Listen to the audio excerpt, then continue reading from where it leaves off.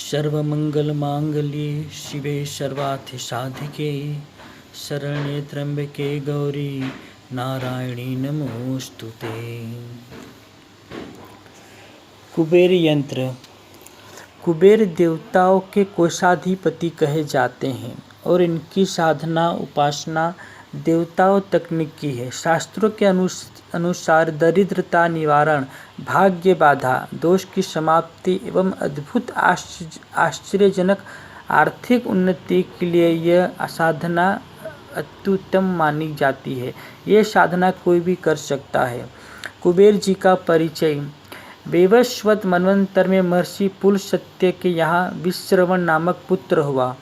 विश्रवण की अनेक रानियां थीं, उनमें से केशनी एवं इडविडा 2 पटरानियां थीं। केशनी के गर्भ से रावण, कुंभकर्ण, विभीषण और शूर्पणखा 4 संतानें हुई तथा इडविडा के केवल एक पुत्र हुआ जिनका नाम कुबेर था। इस प्रकार कुबेर व रावण सौतेले भाई थे। कुबेर शिव के अनन्य उपासक थे। उनका स्वभाव शांत एवं गंभीर था। उन्होंने विश्वकर्मा की सहायता से स्वर्णमयी लंका का निर्माण किया। उनके सौतेले भाई रावण को ये बात अखरी। रावण ने लंका प्राप्त करने हेतु कुबेर पर ही आक्रमण कर दिया। कुबेर शांत प्रिय थे। उन्होंने अपने भाई रावण को स्वयं ही लंका सौंप दी।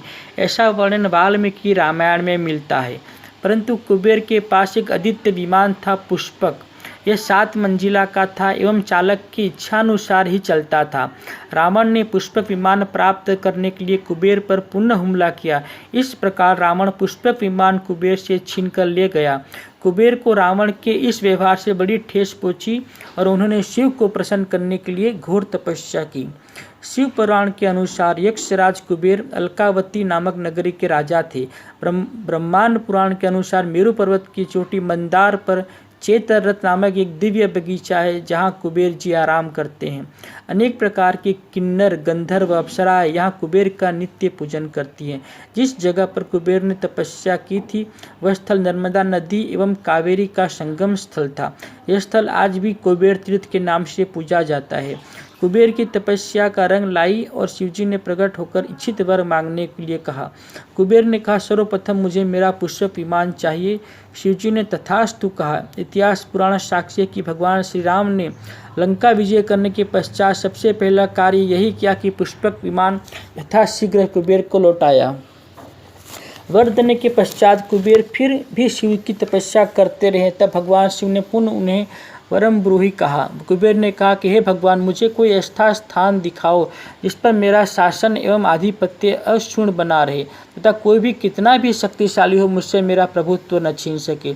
शिवजी ने तत्काल उसे उत्तर दिशा का स्वामी बना दिया और कहा, अब से जो भी उत्तर दिशा में तुमको नमस्कार करके जाएगा उसका कार्य फौरन होगा। तब से कुबेर उत्तर दिशा के स्वामी होकर शक्तिशाली लोकपाल के रूप में प्रतिष्ठित हो गए हैं और तभी से उत्तर दिशा का नाम कावेरी हो गया है। कुबेर फिर भी तपस्या करते रहे। आशुतोष शंकर भगवान ने पूछा, प्रिय भक्त, अब क्या चाहिए?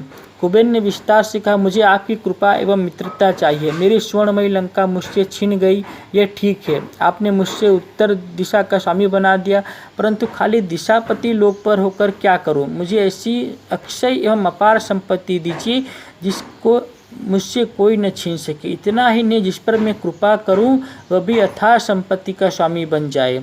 भगवान शंकर ने प्रसन्न होकर कहा, जा, आज से तू समस्त देवताओं, दानव व मानव की अक्षय संपत्ति एवं नवनिधियों का, अष्ट सिद्धियों का स्वामी बनेगा।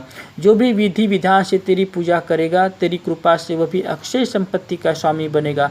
तब से कुबेर धनाधिपति, यक्षाधिपति, धनेश, निधिनाथ, निधीश्वर, शिव सखा, देवताओं के कोषाध्यक्ष, धनाध्यक्ष होकर संसार के समस्त चर अचर संपत्तियों के स्वामी बन गए हैं। जो व्यक्ति नित्य कुबेर यंत्र की पूर्ण विधि विधान के साथ पूजा करता है उसके जीवन में कोई अभाव नहीं रहता है। जीवन में पूर्णता, श्रेष्ठता, दिव्यता, उच्चता, समृद्धि, सुख, सौभाग्य, व्यापार वृद्धि, आर्थिक उन्नति, पुत्र सुख, दीर्घायु, स्वास्थ्य एवं सभी प्रकार के सुख सौभाग्य प्रदान करने के में यह मंत्र और यंत्र समर्थ है, क्योंकि अष्टलक्ष्मी साधना का समावेश स्वतः ही कुबेर यंत्र में हो जाता है। ओम जय गुरुदेव।